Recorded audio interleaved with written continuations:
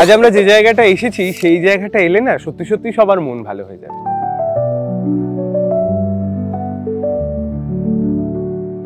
আর মন ভালো হবে কেন জানেন তো? আমরা শহর থেকে অনেকটা দূরে, যেদিকে তাকাচ্ছি শুধুমাত্র সবুজ আর সবুজ।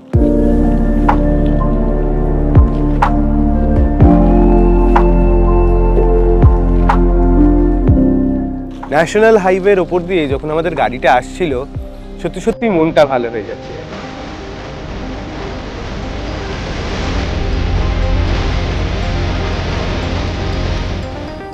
আগামী কিছুটা সময় আমি যার সঙ্গে কাটাবো তার সঙ্গে রয়েছে সেই সুর, সেই শব্দ, সেই গন্ধ, আর সেই সুর যাকে দিয়ে একেবারেই ঈশ্বরকে স্পর্শ করা যায়। তোমার 21 বছর বোধহয়, আমি তখন অষ্টাদশীর ছোঁয়ায়। কোথায় এসেছি জানতে চাইছেন তো? তাহলে দেখুন আমি কোথায় এসেছি। প্রিয়াসিনী, হ্যালো। হ্যালো, কেমন আছো? খুব ভালো, তুমি কেমন আছো? বুঝতে পারছেন তো কোথায় এসেছি? আপনারা সবাই জানেন এবছরের সারেগামাপা ফাইনালের যে উইনার সেই প্রিয়াসিনী আজ আমার সাথে।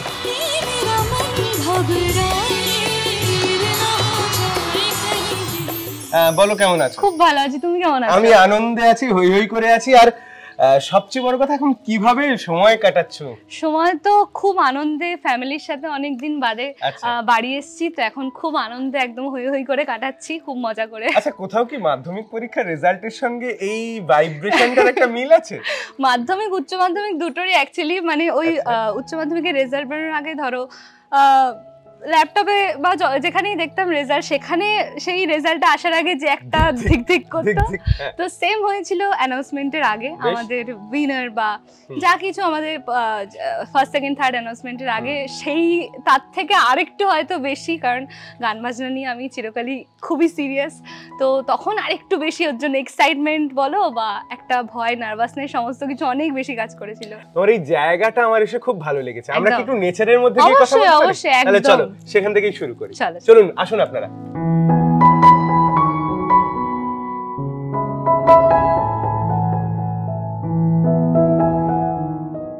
তোমার এই নেচারের মধ্যে, এই প্রকৃতির মধ্যে বড় হওয়া, আমরা টুকটুক করে সেই দিকেই এগোই। চলো চলো চলো। এখানে যে মাঠ রয়েছে, তুমি বলছিলে সেই কথা, সেই মাঠের কাছে গেলে কি তোমার সেই শুরুর দিনগুলোর কথা মনে পড়ে? হ্যাঁ, অবশ্যই মনে পড়ে। আর স্পেশালি মাঠে বলতে মনে পড়লো, আমি একদম যখন ছোট ছিলাম, আমাদের এখানেই প্রাইমারি স্কুল রয়েছে, তো আমি সেই স্কুলে পড়াশোনা করতাম।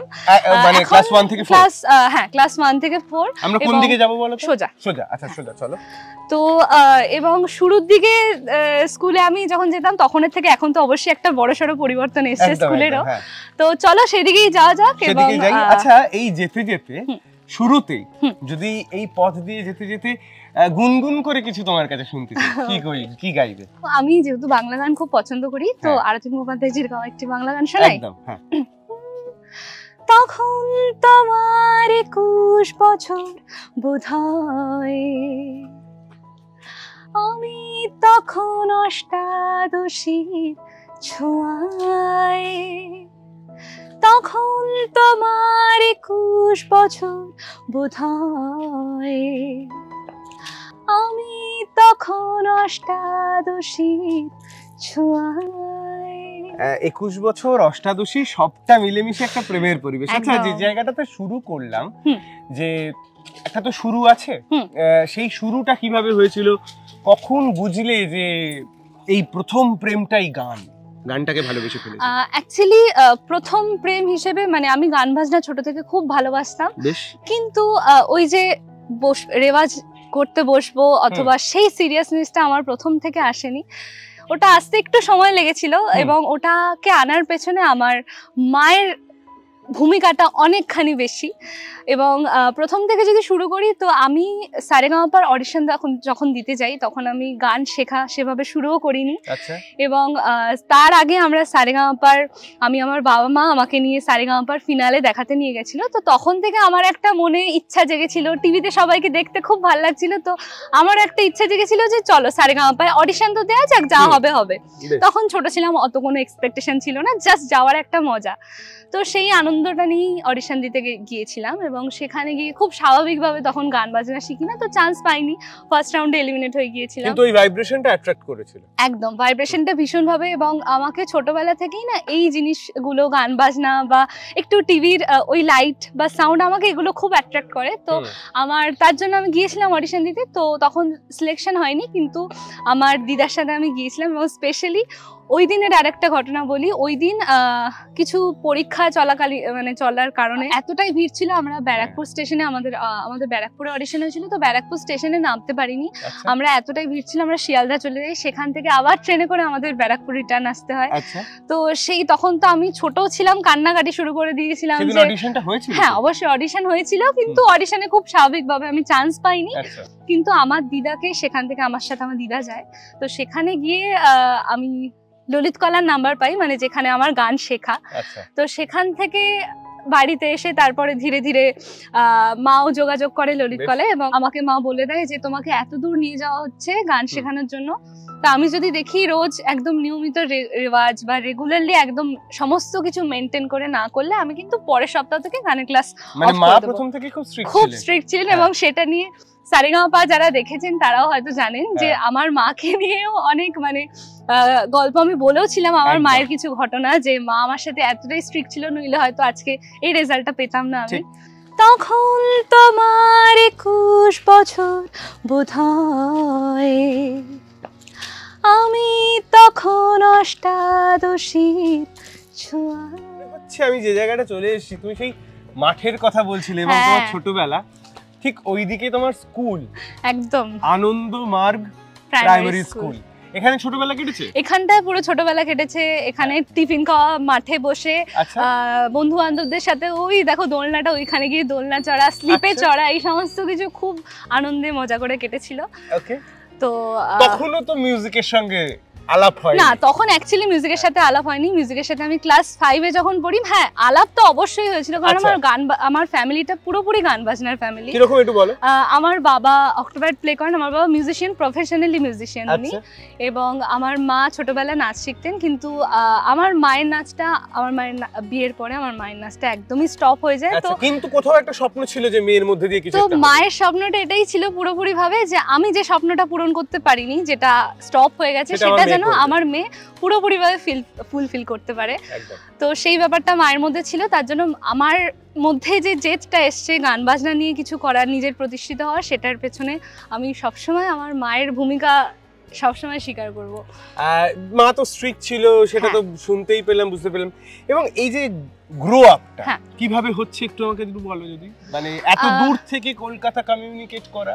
হ্যাঁ, তো এবার আমি গান শিখতে যাই ললিত কলায়, এবং আমার প্রথম থেকে একটা ব্যাপার ছিল। তাহলে তুমি ডেইলি প্যাসেঞ্জারই করছো? হ্যাঁ, ডেইলি প্যাসেঞ্জারই করতাম আমরা। অনেকটা সময় লাগছে তো আমাদের, প্রায় 2.5 থেকে 3 ঘন্টা সময় লাগতো, এবং যেদিন গান শিখতে যেতাম সেদিন আমাদের পুরোপুরি একদম ওই গানের ক্লাসেই সময়টা দিতে হতো। একটা গোটা দিন। তাহলে যখন তুমি ধরো মাধ্যমিক পরীক্ষা দিচ্ছ, উচ্চ মাধ্যমিক পরীক্ষা দিচ্ছ, তখন কি হতো? অ্যাকচুয়ালি ব্যাপারটা হলো, আমি মানে মা সবসময় আমাকে বলে এসছে গান বাজনা কখনো পড়াশোনার ক্ষতি করতে পারে না। তার মানে যারা, আমি এখানেই স্পেসিফিক্যালি আসতে চাইছিলাম যে যারা বলে যে না এবার মাধ্যমিক, এবার উচ্চ মাধ্যমিক সব বন্ধ, 1 মাস কেন 1 বছর 2 বছর পুরো স্টপ করে দেয়, সেটা উচিত নয় বলো? সেটা একদমই উচিত নয়। আমি মনে করি যদি গান বাজনাটাকে সত্যি করেই ভালোবেসে থাকো, গান বাজনা কখনো পড়াশোনার ক্ষতি করতে পারে না। একদম। এবং গান বাজনা দুটোই মা সরস্বতী, এবং আমি ভগবানে খুব বিশ্বাস করি, তো দুটোই মা সরস্বতী জিনিস, তো একটা করলে আমাকে মা সরস্বতী কখনোই আরেকটা থেকে দূরে ঠেলে দেবে না, আমি এটা বিশ্বাস করি।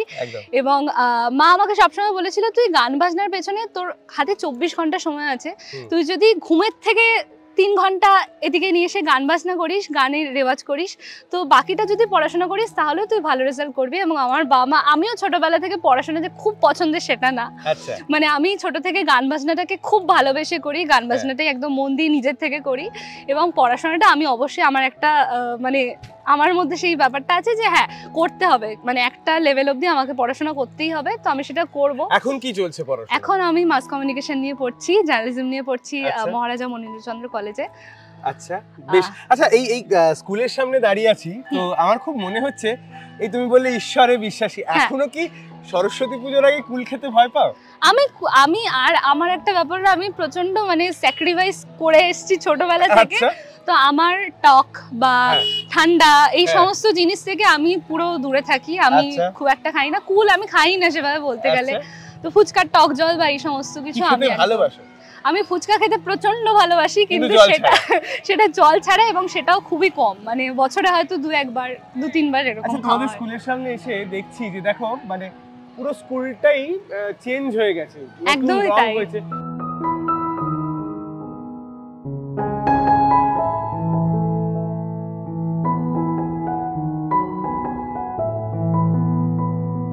এখন তো অনেক রং করা হয়েছে স্কুলের, স্কুলটা দোতলাও ইভেন হয়েছে, তখন একদমই আলাদা ছিল আমার স্কুলটা। তো ছোটবেলার কথা খুব মনে পড়ছে এবং মিস করছি। আচ্ছা, ছোটবেলা মানে তো এই মাঠে তোমার মানে অবসর, স্কুল থেকে বেরিয়ে তো টিফিন কোথায় খেতে, কোথায় খেলতে, যদি একটু বলো। স্পেশালি মানে আমরা এই পুরো এত বড় মাঠটা, আমরা এই মাঠের মধ্যে একদম মানে কয়েকজনের বন্ধু সার্কেল ছিল, আমাদের ফ্রেন্ড সার্কেল যারা ছিলাম আমরা, তো 4-5 জন মিলে গোল হয়ে বসে একদম এখানে টিফিন করতাম এবং ক্লাসের মধ্যে থাকতাম। ক্লাস অবশ্যই হতো, মানে তখন তো বাবা মা হয়তো 5 টাকা দিলেও কিছু একটা কিনে খাবি, এবার সেই 5 টাকাটা নিয়েও মানে 2 টাকা পারলে জমিয়ে রাখতাম সাইড করে, 3 টাকা দিয়ে কিছু কিনে। তোমার বাড়ি থেকে স্কুল আসতে বেশি সময় লাগে না, একদমই অল্প।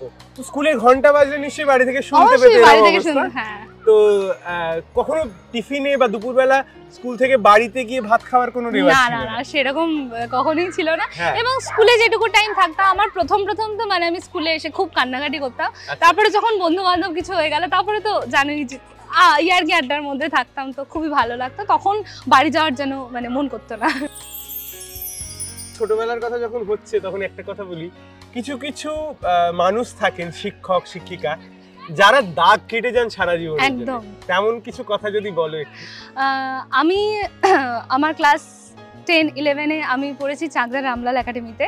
সেই স্কুলে যখন টেস্ট এক্সাম হয় আমাদের ক্লাস 12-এ, তো তখন আমাকে একদম টেস্ট এক্সামের লাস্টের দিন আমাকে বলা হয় যে একটা গান। হ্যাঁ স্যার, হ্যাঁ এখন বাড়িতে। আচ্ছা, আপনি দিয়াশিনীর টিচার? আচ্ছা আচ্ছা, আপনার সঙ্গে আলাপ হয়ে ভালো লাগছে। কি নাম আপনার? অসীম চ্যাটার্জি। অসীম চ্যাটার্জি। ও আপনার কাছে কখন থেকে পড়েছে? কোন সময়? একদম ছোটবেলা থেকে। কেজি 1। ও সত্যি সত্যি আমি আজকে এলাম ওর সঙ্গে কথা বলতে, কারণ ওর একটা বিরাট সাফল্য, মানে মাধ্যমিক উচ্চ মাধ্যমিকের মতোই সাফল্য। কেমন লাগছে আপনাদের শিক্ষক হিসেবে? খুবই ভালো। আমি তো তোর প্রোগ্রাম দেখি, এত বললাম, তোর মাকে বলেছি। এবং অসীম স্যার হলো আমাকে ছোটবেলা থেকে, মানে আমাকে বলে আমার বড় মেয়ে। তাই? আচ্ছা, স্যারের বড় মেয়ে। আচ্ছা, স্যারের ছোটবেলার কিছু স্মৃতি মনে আছে ওকে নিয়ে? আছে, পড়াশোনা করতো, হাসতো, কথা বললেও হাসতো, পড়া পারলেও হাসতো, সাদা হাসতো না, মানে এটা চার্মিং ভাইব্রেশন ছিল, এটা খুব সুন্দর। আচ্ছা, আর এখনকার সঙ্গে কি পার্থক্য বুঝতে পারেন কিছু? না, ওর ভেতরে ও যে একটা এত বড় জায়গায় পৌঁছেছে, ওর ভেতরে যে একটা অহংকার, সেই জিনিসটা আমি কোনোদিন পাইনি। আপনি শিক্ষক হয়ে বলছেন, এটা তো বিরাট পাওয়া। হ্যাঁ, এটা বিরাট পাওয়া, কারণ ওর ইয়েটা পারফরম্যান্স খুবই ভালো, আর আমার কাছে খুব ভালো লেগেছে। বেশ বেশ, আরো উঁচুতে অবশ্যই।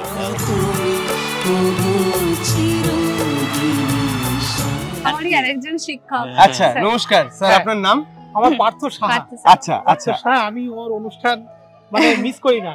আচ্ছা, মানে জি বাংলার 9টা বাজলেই আমি শনি রবি প্রতিদিন এখন তো আছি, আমি মানে অনুষ্ঠান দেখার জন্য। বেশ বেশ বেশ, আপনারা ওকে আশীর্বাদ করবেন।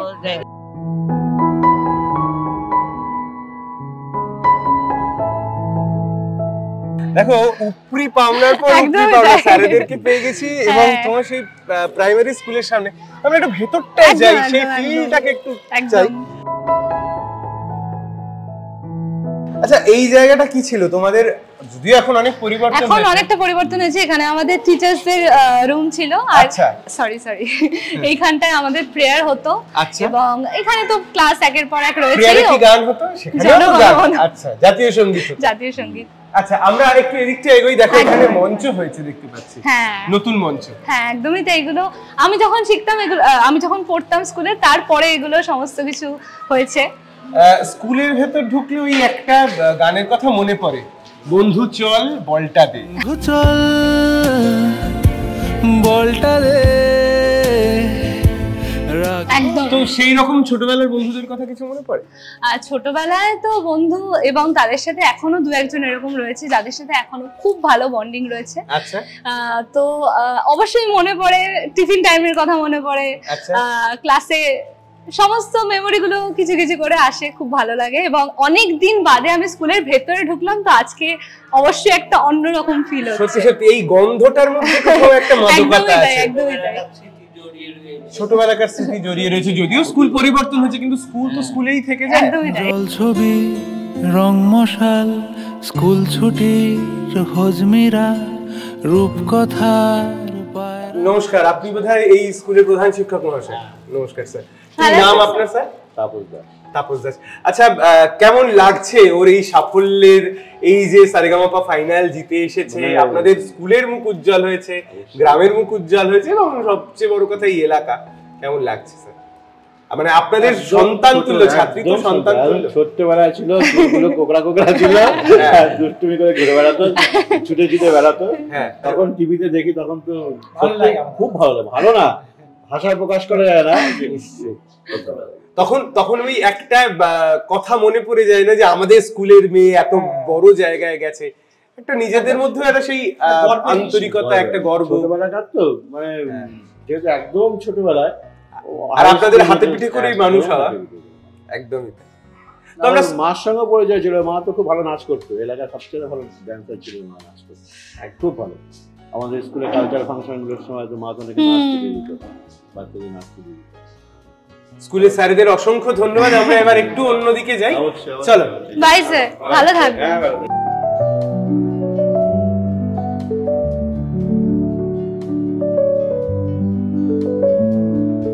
আচ্ছা দিয়েশিনী, আমরা একেবারে তোমার স্কুলের ভেতর ক্লাসের মধ্যে এই হাই বেঞ্চ, এই লো বেঞ্চে হয়তো তুমি বসেছিলে, আজ একবার বসো দেখি। আমিও ভালো লাগছে এবং সবথেকে বড় এত নস্টালজিক লাগছে, মানে এতদিন বাদে। হ্যাঁ, মাঠে তো অবশ্যই আসতাম, কিন্তু স্কুলের ভেতরে সত্যি কথা বলতে বেশ অনেক বছর বাদে আসলাম, তো একদম নস্টালজিক লাগছে। সমস্ত যেন স্মৃতিগুলো একদম ভেসে উঠছে চোখের সামনে। এই বোর্ডগুলো আমাদের এখনো মনে আছে, আমাদের টাস্ক, এখানে হয়তো কিছু অঙ্ক আমাদের করতে দিত বোর্ডে, বা স্পেশালি ওই হতো না ছোটবেলা ক্যাপ্টেনদের নাম লেখা হতো, মনিটরের নাম লিখতো, মাথায় বা স্টার দিত। এক্স্যাক্টলি, তো সেগুলো আমরা করেছিলাম। এখন মনে পড়ে মানে এত ভালো লাগছে। এখানে বসে আমাদের টিফিন খাওয়া থেকে শুরু করে মাঠে গিয়ে খেলাধুলো করা, সমস্ত কিছু তো একদম মানে নস্টালজিক লাগছে। আচ্ছা, এই ক্লাসে করা কোনো দুষ্টুমির কথা মনে আছে? চুপি চুপি করেছো দুষ্টুমি বা কথা বলে ফেলেছো, বোর্ডে নাম উঠেছে? এটা তো প্রচুর হয়েছে, মানে এরকম তো লেগেই থাকতো। আর স্পেশালি আমার বেস্ট ফ্রেন্ড ছিল তানিয়া, তো ওর সাথে আমি মানে খুব বদমাইশি করতাম আর কি। ওর সাথে সারাক্ষণ কথা বলা। আমাদের এমন হতো, স্যাররা আমাকে ফার্স্ট বেঞ্চে বসালো, ওকে একদম সাইডের কোনার বেঞ্চে বসিয়ে দিত, যোগাযোগ না থাকে। তো সেগুলো তারপর ওর সাথে কথা বলার জন্য নাম লেখা, বাইরে দাঁড় করিয়ে দেওয়া, কান ধরে, এগুলো তো সমস্ত কিছু ছিল। সেগুলো এখন মনে বললে সেগুলো খুব মানে নিজেকেই একটা অন্যরকম ফিলিং লাগে। তাহলে আমরা আবার একটু বাইরের দিকে যাই, নেচারে যাই, আবার সেই প্রকৃতির মধ্যে। আসুন আপনারা, মানে আপনাদের সঙ্গে নিয়েই যাব, আপনাদের ছেড়ে যাব না, আসুন। আচ্ছা, স্কুল থেকে বেরিয়েই তো মাঠ, হ্যাঁ, এবং মাঠ পেরোলেই বাড়ি, একদম। তার মানে এটাই তোমার পাড়া। হ্যাঁ, তো পাড়ায় পুজো হতো না, দুর্গাপুজো? পাড়ায় দুর্গাপুজো হতো এবং সেটা এই মাঠের মধ্যেই হতো। আর দুর্গাপুজো এখনো হয়, এবং দুর্গাপুজো নিয়ে প্রচুর স্মৃতি রয়েছে। আমাদের মন্দিরটা ওইদিকে এবং সেখানেই আমাদের মূর্তি আনা হয়। মানে আচ্ছা, আমি তো দেখছি এটা লক্ষ্মীনারায়ণ মন্দির। এটা লক্ষ্মীনারায়ণ মন্দির এবং পাশেই রয়েছে আমাদের শিব মন্দির, এবং মাঝে আমাদের মা দুর্গা, এবং সেখানেই দুর্গাপূজা হয়। হ্যাঁ, একদমই তাই। আর দুর্গাপূজার সময় ভীষণ আনন্দ, এবং শুধু তাই না, আমাদের মেলা বসে, প্রচুর খাওয়ার স্টল, একদম পুরো মাঠ জুড়ে খাওয়ার স্টল থাকে। বাচ্চা কাচ্চা একদম বাজি ফাটানো থেকে শুরু করে সমস্ত কিছু। এবং দশমী, একদমই তাই, 5 দিন। এবং সন্ধ্যা হলে যেখানেই ঘুরতে যাই না কেন, রাত্রিবেলা এই মন্দিরে আসতেই হবে, এসে সবার সাথে একটু আড্ডা দেওয়া। এবং স্পেশালি দশমীর দিনের যে আনন্দটা, বিসর্জন হওয়ার আগের যে আনন্দটা, নাচানাচি বন্ধু বান্ধবদের সাথে, খুব আনন্দ হয় দুর্গাপূজা। আচ্ছা, আরেকটা জিনিস জিজ্ঞেস করি, কলকাতার সঙ্গে তো সংযোগ তৈরি হয়েছে, মানে তোমার খানিকটা সময় কলকাতা, তোমার কলেজটা কলকাতা, এখন কলকাতার পুজো টানে না, এখানকার পুজো বেশি টানে? কলকাতার পুজো টানে না, এখানে তো মানে নিজের বাড়ির কাছের পুজো তো অবশ্যই একটা আলাদা ইমোশন বলতেই হবে, এবং কলকাতার পুজো অবশ্যই টানে। আমি কলকাতায় সেভাবে যে প্যান্ডেল হপিং করা সেটা আমি লাস্ট ইয়ার হয়তো শুধুমাত্র করেছি, এছাড়া সেরকম একটা করতে পারিনি। কিন্তু হ্যাঁ, লাস্ট কিছু বছর ধরে আমি আমার কিছু কাজের জন্য এখানে সেরম ভাবে পুজোতে সেইভাবে সময়টা দিতে পারিনি। মন কেমন করতো তো, মন কেমন, প্রচন্ড মন কেমন করতো, কিন্তু তাও যেদিন একটু ফাঁকা পেতাম সেদিনই এসে ঠাকুর প্রণাম করে সবার সাথে একটু বসে আড্ডা দিয়ে তারপর বাড়ি যেতাম। সত্যি সত্যি নিজের জায়গা যেখানে শেকড়ের সঙ্গে নারীর সঙ্গে যোগাযোগ রয়েছে সেই জায়গার সঙ্গে একটা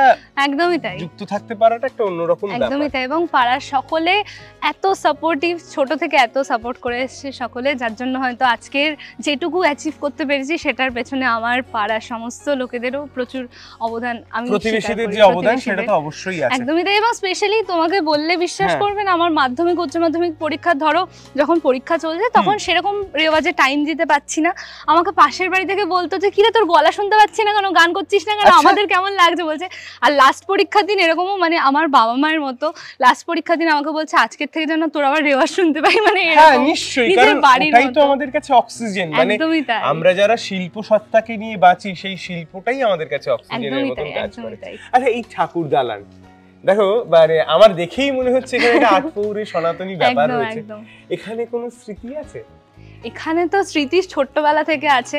আমরা এখানে আমাদের যখন শিবরাত্রি পুজো হয়, চলো না বসি, চলো সেই পুরনো দিনটা মনে পড়ুক। আচ্ছা, এই ঠাকুর দালানে এসে বসা, এইখানে আগে তো নিশ্চয়ই ছোটবেলায় বসেছে, এখনো বসছো? একদম একদম, আমাদের শিবরাত্রিও এই মন্দিরে আমরা শিবরাত্রি শিব পুজো করে যাই, এবং লক্ষ্মীনারায়ণ মন্দির তো আমাদের একদম পাশেই আছে, সবাই আমরা খুব জাগ্রত মানি। তো দুর্গাপূজার সময় একদম নতুন জামা কাপড় পরে এই দালানেই পুজো হয়, এবং নতুন জামা কাপড় পরে এসে, আর হ্যাঁ এরকমও হতো এখানে সেখানে বসে পড়ছি মায়ের কাছে, একদম বকা খেয়ে যাচ্ছি বা মার খেয়ে যাচ্ছি, এগুলো তো লেগেই থাকতো ছোটবেলা। আর এখানে আমাদের সামনে একদম ফুড স্টল বা সমস্ত কিছু বসতো, সেখান থেকে বন্ধু বান্ধবদের সাথে আচার কিনে খাওয়া, রোল কিনে খাওয়া, ফুচকাটা আমি খুব একটা খেতে পারতাম না, মানে পারি না আর কি, মানে খুব একটা খাই না, একটু স্যাক্রিফাইস তো করতেই হয়। তো ঠান্ডা খেতে খুব ভালো লাগে, মানে ইভেন যখন খেতে পারি তখন মনে হয় যে বাহ, এইটুকু সময়ের জন্য কি সুখ। তো ফুচকাটা খুবই ভালো লাগে খেতে, এবং হ্যাঁ বন্ধু বান্ধবদের সাথে তো একটু একটু চলেই, ফুচকা রোল সমস্ত কিছু, তো খুব ভালো কাটে। আচ্ছা, এই ফাঁকে যদি এই রাস্তায় তোমার কাছে কিছু শুনতে চাই, কি মনে পড়ছে? আচ্ছা, রবীন্দ্রনাথকে ফিল করো? খুব ভীষণ ভাবে। আমার রবীন্দ্রসঙ্গীত মানে এখনো আমি যখন মঞ্চে গান গাইতে উঠি অথবা কোনো অনুষ্ঠানে যাই, আমি সেখানে রবীন্দ্রসঙ্গীতটা সবসময় খুবই প্রাধান্য দিই। আমি চেষ্টা করি অন্তত একটা রবীন্দ্রসঙ্গীত গাওয়ার, কারণ আমার খুবই পছন্দের।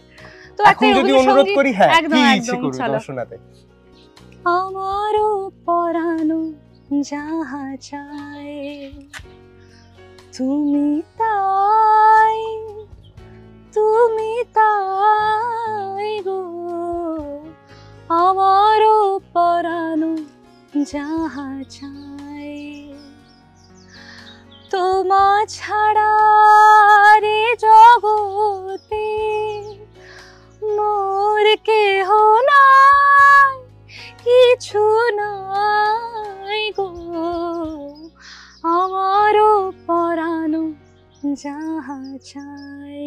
টলিউডের latest update, gossip and entertainment পেতে সাবস্ক্রাইব করুন শুধুমাত্র সিটি সিনেমা, আর ফলো করুন সিটি সিনেমার Instagram, Facebook, Twitter and ShareChat page.